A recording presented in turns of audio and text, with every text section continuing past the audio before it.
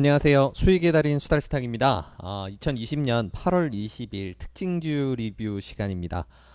오늘은 검은 목요일이라고 표현해도 좋을 만큼 정말 무서운 수준으로 강한 폭락세가 발생한 하루였는데요.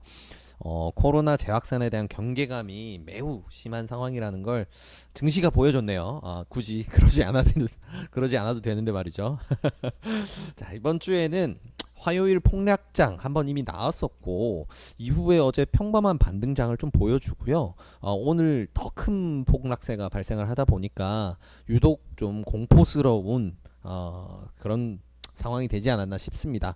여기 왼쪽에 보이는 코스피 분봉 3일치 차트하고요. 오른쪽에 보이는 코스닥 지수 분봉 차트를 쭉 보게 되면 무섭게 흘렀어요. 네, 화요일에도 장막판에 이렇게 흘렀던 게 굉장히 무서웠는데 어제 반등 이후에 오늘도 가파른 하락장이 오전 내도록 발생하고 오후에도 제대로 반등을 하지 못하다 보니까 정말 좀 공포심리가 많이 작용되긴 했는데 이게 참 동시간대에 진행되고 있던 아시아 증시는 하락을 했을지언정 이렇게 강한 폭락이 나오지 않았는데 이례적인 폭락세가 한국장에 연이어 발생한 상황입니다.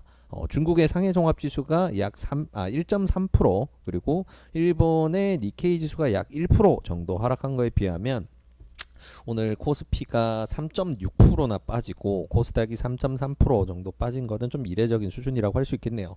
자, 이런 상황이다 보니까 우리 시청자분들은 정말 피부로 와닿는 깨달음을 오늘 하나 얻으셨을 거라고 생각을 합니다. 제가 거의 모든 리뷰 영상마다 강조드리는 부분인데 시장 그리고 섹터 그리고 그 다음에 종목을 봐야 한다는 거 바로 요 부분이죠. 시장이 이렇게 맥없이 빠지는 상황에서는 개별 종목이 가지는 호재 그리고 개별 종목의 이러이러한 추세들은 얼마든지 무시되고 부셔질 수 있습니다. 그래서 이번 폭락장을 무섭다 이렇게만 느끼고 끝내지 마시고요. 이번 기회에 시장을 살피는 그런 좋은 습관을 하나 가져가시면 좋을 것 같습니다.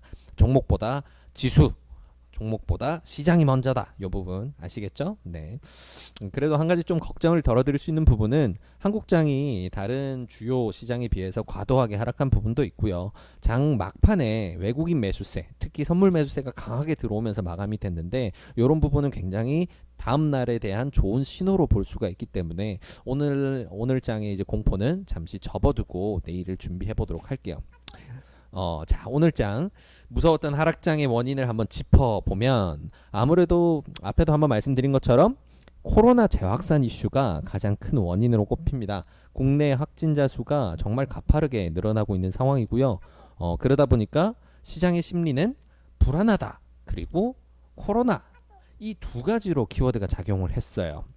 자, 시장이 불안하다 보니까 불안하게 만든 원인이라고 할 수 있는 코로나 섹터로 이목이 집중되는 현상이 발생을 했고요. 그러다 보니까 오늘은 폭락장인 와중에도 유독 코로나 관련주들만 초강세를 보였습니다. 자, 이 폭락장에서 무려 상한가 종목이 16개나 나왔는데 대부분이 코로나 관련주다라는 것만 봐도 코로나 섹터가 오늘 얼마나 강세였는지 보여주고 있죠. 네. 이틀 전 제가 리뷰 들었었던 마스크주 웰크론도 장중에 24% 주가 상승하기도 했고요.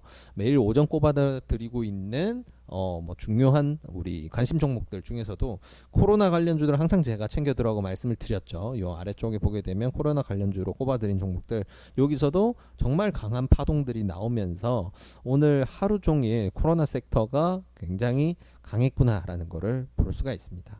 자, 그럼 이제 앞으로가 중요한데 오늘 좋은 경험을 하셨으니까 당분간 이 부분은 꼭 기억하시면 좋을 것 같아요. 지수가 약세장으로 흐를 때는 코로나 섹터 그리고 지수가 보합에서 강세장 수준을 보일 때는 일반 종목. 그래서 관심 종목 분류한 거를 보면 지수가 약세장이다. 그러면 요 밑에 있는 이런 코로나 종목들을 유심히 보셔야 돼요. 그리고 그게 아니고 보합에서 강세장이다 라고 한다면 우리가 꼽아둔 좋은 종목들, 끼가 있는 좋은 종목들 이거 위주로 봐주면 매매하는데 딱 도움이 되겠죠. 그래서 이 부분은 딱 머릿속에 넣어두시면 좋을 것 같습니다. 자, 그래서 오늘과 같은 약세장이나 혹은 내일에서 다음 주 정도까지 봤을 때 매력적일 수 있는 종목을 오늘 특징주 리뷰로 가져왔습니다. 그 종목은 바로 비트컴퓨터라는 종목이에요. 이 종목은 아마 매매를 해보신 분들이 굉장히 많을 거예요. 왜냐면 정부에서 원격 진료와 관련된 이슈가 발생했을 때마다 이 종목은 강한 파동들이 나왔던 종목이거든요. 그래서 개인 투자자들이 굉장히 재밌어하는 종목이기도 하고 하다 보니까 아무래도 좋은 흐름이 나오는데, 오늘 같은 경우에는 이제 언택트라고 할 수 있는 포인트, 코로나 확산으로 인해서 사람과 사람이 대면하지 않고 만나지 않은 상황에서 업무 처리를 할 수 있는 비대면 관련주들도 강세를 보였다 보니까, 자 이제 코로나 섹터에서도 그 여러 가지 섹터들, 백신, 마스크, 음악 변동 관련주, 온라인 강의, 이런 뭐 주요 종목들 이미 다 튀었고, 그러면 다음 코로나 섹터 유심히 봐야 될 거는 어떤 걸까라고 할 때 어느 정도 좀 볼 수 있는 부분이 바로 이 원격 의료 부분입니다. 자, 일단 비트컴퓨터가 뭐 하는 회사인지부터 조금 들여다보면요. 앞서 말씀드린 것처럼 원격 의료 관련주인데 왜 그렇게 분류가 되고 있냐라고 하면 이렇게 나오죠. 주요 사업으로는 의료 정보 사업, 디지털 헬스케어 사업, 그리고 IT 교육 사업을 영위하고 있다라고. 이 포인트 의료 정보 사업 같은 경우에는 다루고 있는 회사가 비트컴퓨터뿐만 아니고 유비케어라는 종목도 관련 간 동종 섹터로 꼽히고 있는데, 이 원격 의료 섹터는 지금 아무래도 의사협회의 반대라는 거에 부딪혀 있기 때문에 당장 원격 의료 실행이나 뭐 이런 정치적 이슈로 바라보고 지금 매매의 대상으로 조금 괜찮은 종목이다라고 꼽아두기보다는, 지금 코로나가 부각되는 상황에서 비대면으로 처리할 수 있는 좋은 기술을 가진, 특히나 그 부분에서 의료와 관련된 부분에서 이런 걸 가지고 있다라는 거에서 좋은 점수를 줄 수 있을 것 같아요. 그래서 흐름을 일단 조금 살펴보게 되면 제가 항상 강조드리는 거래량 부분에서는 일봉으로 봤을 때 과거에 강한 파동이 나왔던 지점과 비교했을 때는 거래량이 그렇게 나오지 않았어요. 그럼에도 불구하고 제가 특징주로 가져왔다라는 건 뭔가 이유가 있겠죠. 자, 들여다보시면 3분봉으로 들어가서 오늘의 흐름을 한번 살펴보겠습니다. 자, 오늘의 흐름 보이시나요? 이게 오늘 하루 동안 움직인 3분봉상 흐름인데요. 장 중반에 들어섰을 때부터 코로나 섹터들 강세에 이어서 이 원격 의료주까지도 이제 수급이 넘어오기 시작했어요. 그래서 이제 어느 정도가 특징적 거래량이나라는 거를 살펴봐야 되는데, 최근에 거래량이 있었던 부분을 쭉 당겨봐도 분봉상 90만 주를 찍었던 거래량은 잘 보이질 않네요. 굉장히 큰 거래량이, 일봉으로 제가 잘못 들어드렸네요. 죄송합니다. 자, 분봉상 오늘 가장 특징적으로 이제 50만 주 거래량이 터졌어요. 50만 주 거래가 터졌는데, 이 거래량이 터지는 와중에 앞에 보게 되면 특징적인 거래량이 할 수 있는 게 앞에 보이죠. 이때도 발생을 했었는데 이 이후에는 지지부진하게 떨어졌어요. 하지만 떨어지면서도 이 부분은 정말 좀 무섭게 뺐네요. 네, 거래량이 없으면서도. 하지만 큰 추세로 봤을 때는 122평선, 분봉상 122평선이 상향 추세로 이때 턴어라운드를 시키는 그런 역할을 이 거래량, 이 봉에서 진행을 해준 겁니다. 자, 그래서 한참 동안 지지부진하게 내려오던 녀석이 이 거래량 동반된 봉을 맞으면서 변곡이 되었죠. 이제 3분봉상 122평선은 추세선으로 굉장히 중요한 의미를 보통 많이 가지는데, 이게 변곡이 되는 지점에서 줬던 이 중요한 거래량, 기준봉이라고 할 수 있겠죠. 이 기준봉을 준 다음에도 사실 조금 지저분하게 움직이긴 했어요. 근데 오늘 다시 한번 장 막판에 약 50만 주에 달하는 분봉상 거래량이 터지면서 강한 상승을 이끌어냈고요. 그러다 보니까 추세는 이런 식으로 122평선이 다시 위로 꺾이면서 상향을 할 수 있는 준비를 마무리 지었어요. 자, 이걸 봤을 때 저는 생각했죠. 이게 코로나 섹터가 정말 여러 개가 있기 때문에 수급이 동시에 전부 다 올라가진 않아요. 어떤 건 올라가고 어떤 건 올라가다 빠지고 어떤 거는 오히려 더 내려가고, 이렇게 좀 개별적으로 다른 부분도 있는데, 큰 흐름으로 봤을 때 수급을 받는단 말이죠. 자, 그렇게 수급이 들어온다라고 봤을 때는 준비가 된 종목일수록 강하게 자금 수급을 받으면서 상승 파동이 강하게 나올 수가 있습니다. 그러다 보니까 지금 일봉으로 보게 되면 좀 특징적인 점이 또 하나 더 보이는데, 일봉상 20추세선, 우리가 굉장히 좀 중요하게 봐야 될 이 추세선 같은 경우에도 한참 부서졌다가 최근 이틀간의 거래량을 동반으로 한 상승으로 인해서 이평선이 다시 돌아오고 있는 상황이에요. 이런 상황이 발생하게 된다면 시장의 관심이 당연히 집중이 될 거고, 그러면 다시 예전에 중요하다고 생각했었던 이 정도의 거래량이 발생을 하면서 강한 상승 파동이 발생을 할 수가 있습니다. 오늘 거래량이 발생하고 상승을 했던 부분보다는 어느 정도 시간이 걸릴지는 예상하기는 쉽지가 않지만, 당분간의 과정에서는 이런 좋은 흐름이 나올 수 있는 그런 요소를 갖추고 있는 게 지금의 이 단계입니다. 앞으로 이게 나올 걸 기대하면서 매매를 하는 거죠. 특히나 좀 좋은 부분은, 자, 화요일이고요, 수요일이고 오늘입니다. 되게 정직하죠.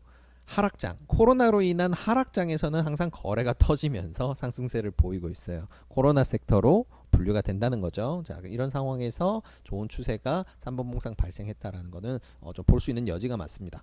자, 매매를 대응할 때 그러면 어떻게 해야 될까 좀 생각을 해 봐야 돼요. 매매를 대응을 할 때, 자, 분봉상으로 보게 되면요. 비트컴퓨터 같은 경우에는 매수 매도가 굉장히 빠르고 만원 초반대다 보니까 한 틱 한 틱이 굉장히 커요. 한 호가 한 호가가 퍼센테이지가 굉장히 크다 보니까 뭐 숫자상으로는 얼마 안 올랐는데 퍼센트가 굉장히 많이 오르네 라는 느낌 많이 받으실 거예요. 그래서 진입점을 잡는다던가 아니면 매도점을 잡는다는 게 굉장히 좀 신중하셔야 되고요.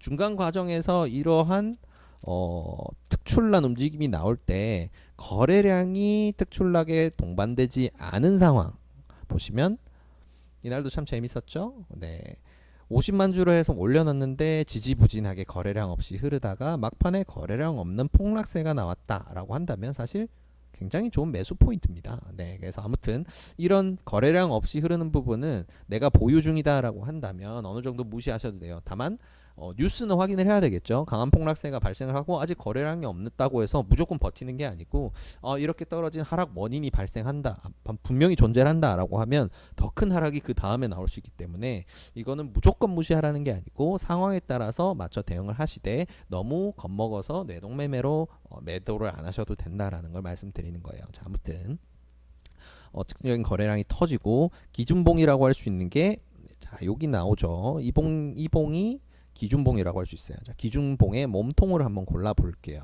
자, 기준봉의 몸통을 골랐을 때 조금 재밌는 흐름이 보입니다. 일단은 이 두 번째 파동이 나오기 전까지는 중요하다고 할 수 있는 거는 이 날의 일봉상 흐름이기 때문에 이 상승이 있었던 이날의 모든 상승을 반납하는 이 부분까지도 깨지게 된다면 이거는 완전 추세가 죽을 수가 있어요. 그래서 이런 것들은 논외로 이제 버려야 되는 상황인데, 그걸 해치지 않은 상황에서 다시 한번 상승 파동이 나왔죠. 이런 상황이라면 이제 우리는 진입을 고려할 수가 있는데, 진입을 고려할 때는 앞에 거래량이 주요하게 터졌던 봉, 그리고 오늘 중요한 거래량이 터졌던 봉을 기준봉으로 삼아 보면 좋습니다.